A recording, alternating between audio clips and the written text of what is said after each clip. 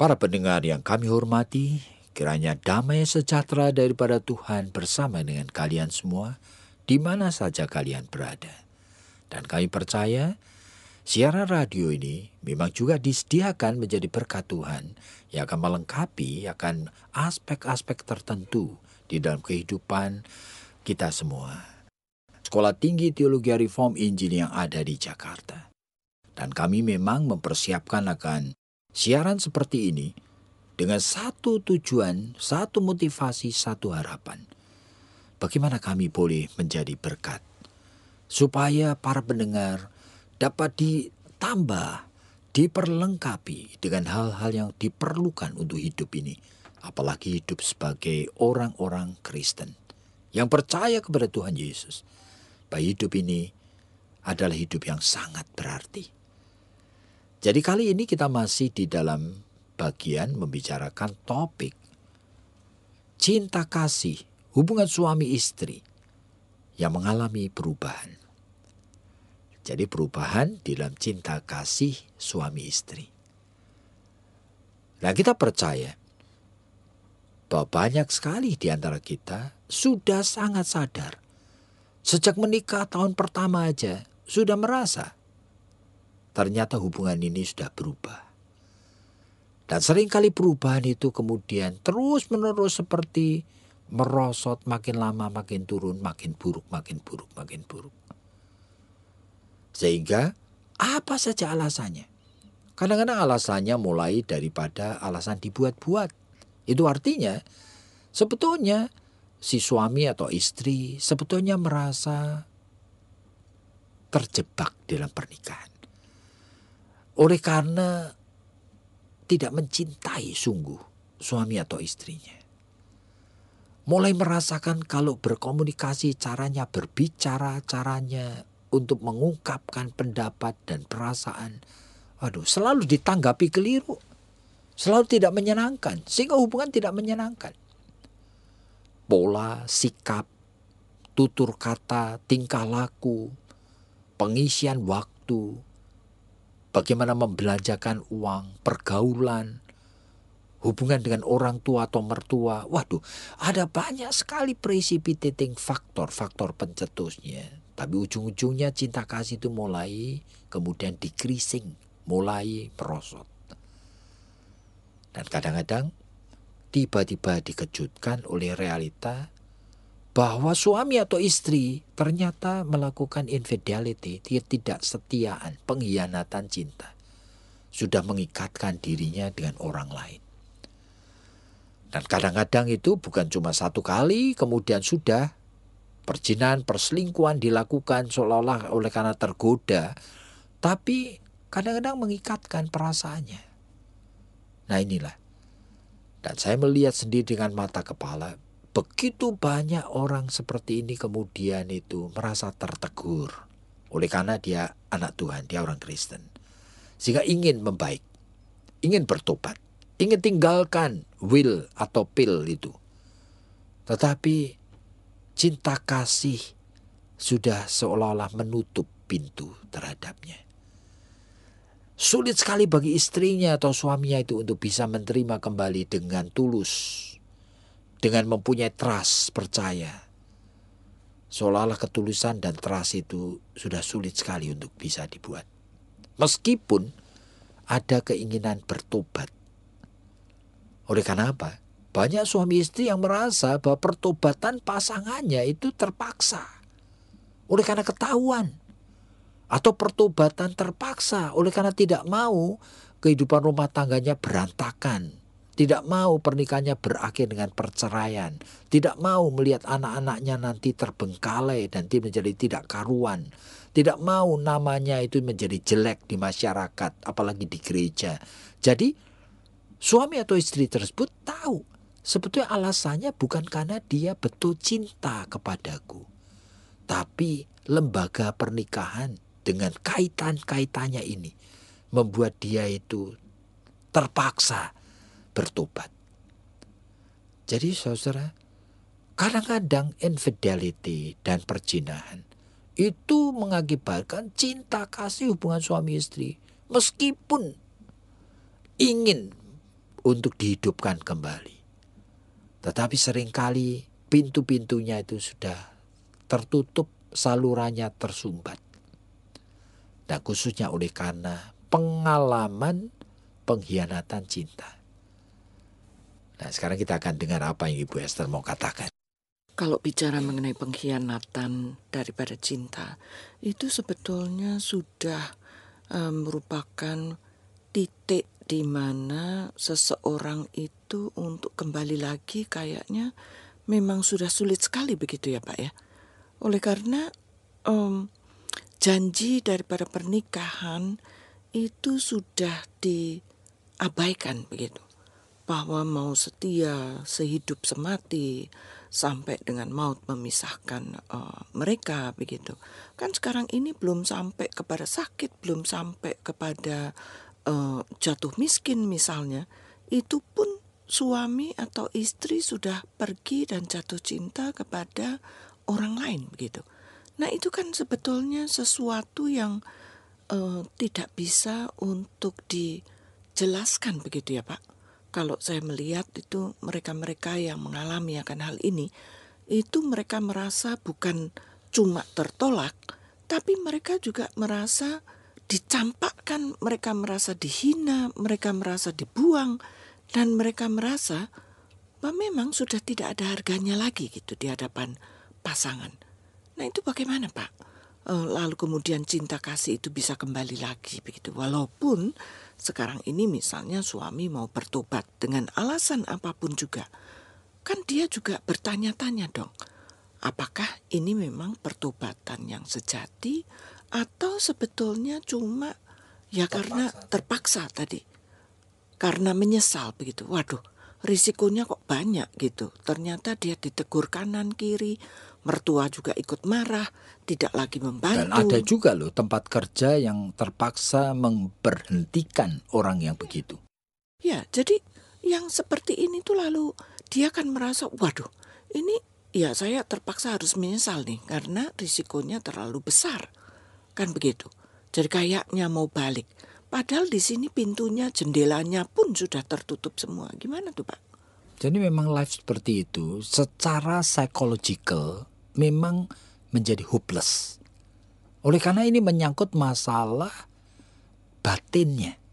Itu maksudnya batin itu tidak bisa sebetulnya itu dinasehati. Sebetulnya tidak bisa. Batin itu hanya bisa dihidupkan kalau memang ada modalnya. Nah sehingga sebetulnya secara psychological tidak bisa untuk diselesaikan yang seperti ini. Yang sekarang sudah tidak cinta istri, lebih cinta Will, wanita idaman lain, lalu tiba-tiba cinta istri lagi, itu tidak bisa. Kecuali Roh Kudus yang bisa menolong.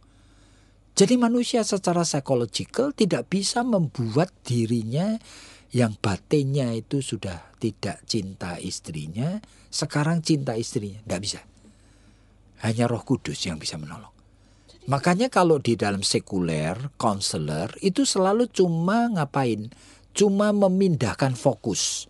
Fokusnya dipindah-pindahin supaya mau menerima itu realita bahwa suaminya itu memang punya kelemahan seperti ini, tapi sekarang kan sudah buktinya mau belajar untuk mencintai engkau, gitu. Atau istri yang tadinya selingkuh mau belajar mencintai suami, kan seperti itu. Nah, cuma itu aja. Lalu kita lihat wait and see. Nah, biasanya itu manusia oleh karena punya hati nurani, biasanya ya menjaga diri untuk tidak mengulang yang tidak baik. Jadi sebetulnya tadi kalau Bapak mengatakan kalau kecuali ada pertolongan Roh Kudus. Maksudnya itu kalau ada pertolongan Roh Kudus itu apakah lalu kemudian seseorang itu bisa menghapus memori-memori yang jelek tadi dan kemudian lalu bisa mengampuni suami atau mengampuni istrinya yang selingkuh? Atau sebetulnya bagaimana sih, Pak, kerja daripada Roh Kudus itu? Kerja Roh Kudus ini sesuatu yang tidak rasional, predictable seperti apa yang kita bayangkan. Itu hanya terjadi secara spiritual pada saat orang Kristen itu menempelkan dirinya kepada Tuhan. Berarti melatih kepekaan rohani, kepekaan roh, kepekaan jiwa ini. Dari kepekaan rohnya dilatih. Nah, begitu dia itu membiarkan kepekaannya itu mulai hidup, itu sebetulnya kekuatan dari dosa itu melemah. Nah, selalu begitu. Begitu kekuatan dosa itu melemah, ya dia mulai belajar untuk melihat hal yang memang Tuhan Yesus itu pikirkan dan rasakan. Jadi kalau kita memakai pikiran dan perasaan Kristus, itu ada dalam Filipi, kita akan melihat istri. Tadinya itu ada kelemahan-kelemahan tok yang kita lihat, sekarang mulai melihat hal yang bisa dicintai. Nah, tidak selalu lalu wajahnya berubah menjadi cantik atau mata kita berubah, bukan itu. Mulai menghargai kelebihan tertentu dari istri. Misalnya kesetiaannya, tanggung jawabnya, komitmen dan kerajinannya. Itu loh. Keinginannya untuk menjadi ibu dan istri yang baik. Cintanya pada mertua atau anak. Nah, itu hal-hal positif itu tadinya itu tidak kelihatan. Sekarang menjadi kelihatan dan hidup. Oleh karena apa? Roh Kudus yang menghidupkan. Jadi kalau begitu, Pak, kalau ini tuh betul pekerjaan daripada Roh Kudus, sebetulnya pemulihan daripada hubungan suami istri itu jadi mungkin begitu ya, Pak? Sangat mungkin. Tapi bagi orang percaya sangat mungkin. Tapi kalau misalnya ini kan baru dari pihak suami begitu ya.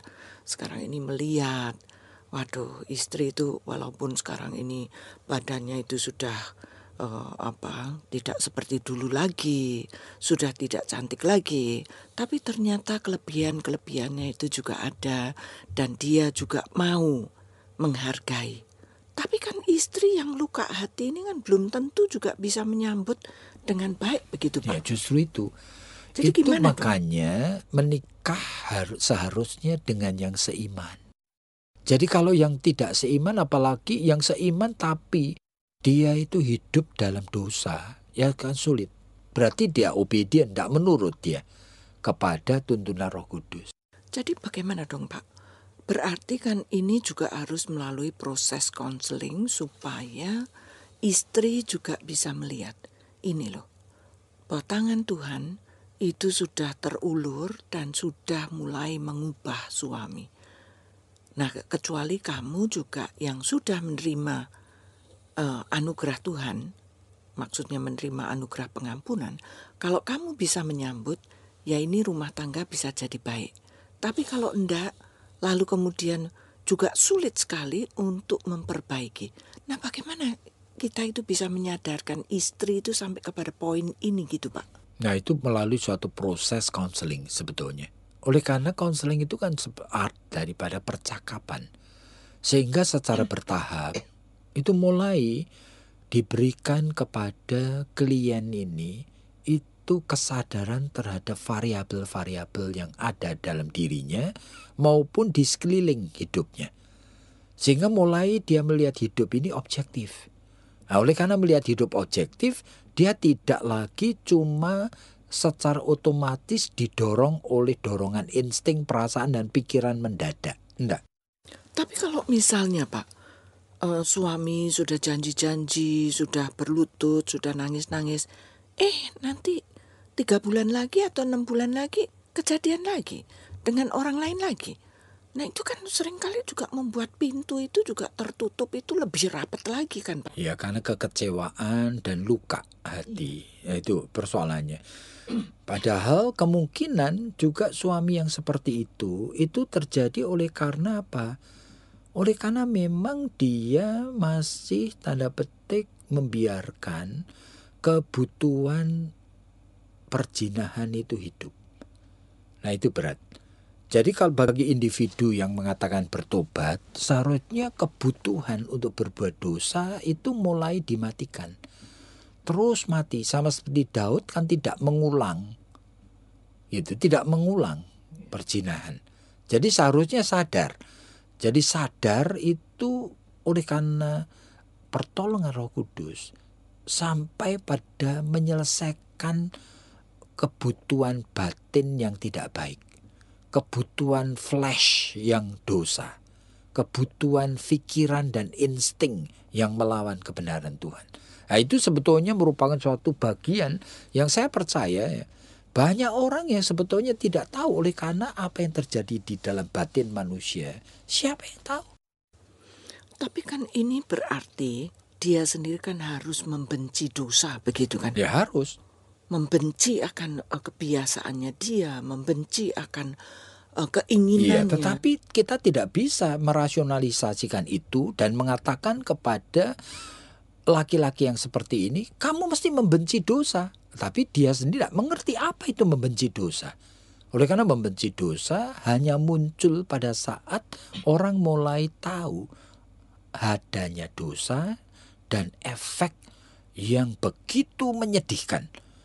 Jadi efek yang begitu menyedihkan itu seringkali orang tidak punya. Dia cuma apa? Cuma kapok. Cuma takut akibatnya. Tidak seperti Paulus yang makin lama makin sadar.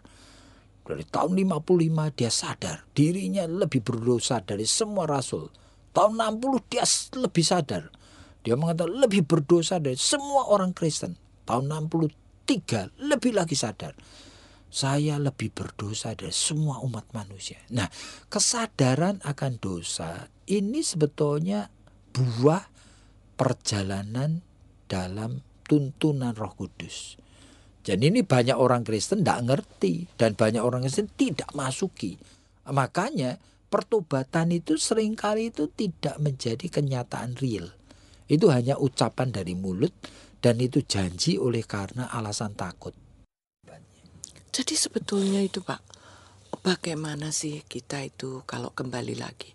Kalau kita itu mau mengembalikan cinta kasih antara suami istri yang sudah dinodai oleh pengkhianatan ini, itu kecuali misalnya tadi Bapak mengatakan ada pertolongan Roh Kudus. Sebetulnya yang lain tuh apa sih yang kita itu bisa juga mencegah gitu. Jangan sampai ke sana gitu loh. Apakah itu tuh melalui melalui hubungan suami istri yang terus-menerus itu harus dipelihara. Hal-hal yang tidak menyenangkan harus dibicarakan. Atau bagaimana sih Pak kita itu bisa mencoba? Saya percaya kasus per kasus itu ada keunikannya sendiri. Jadi kita sebagai konselor saya percaya sekali bahwa kita harus menghandle-nya itu dengan objektif. Jadi kenalan dulu dengan tiap individu ini sebetulnya apa dan yang terjadi dengan diri orang ini. Jadi para pendengar yang kami hormati, hubungan cinta kasih suami istri itu akan decreasing dan mengalami perubahan. Dan sebabnya itu macam-macam. Tapi kita kali ini bicarakan oleh karena ketidaksetiaan, oleh karena pengkhianatan cinta, oleh karena perzinahan. Dan seringkali hubungan itu menjadi sulit sekali untuk dikembalikan. Tetapi di dalam Tuhan, jikalau betul mengalami pertobatan, selalu ada pengharapan. Jadi para pendengar yang kami hormati, silakan consider sungguh-sungguh. Dan jikalau ada pertanyaan-pertanyaan, hubungilah kami dengan nomor hotline kami di 794-3829. 794-3829. Kiranya Tuhan memberkati Anda.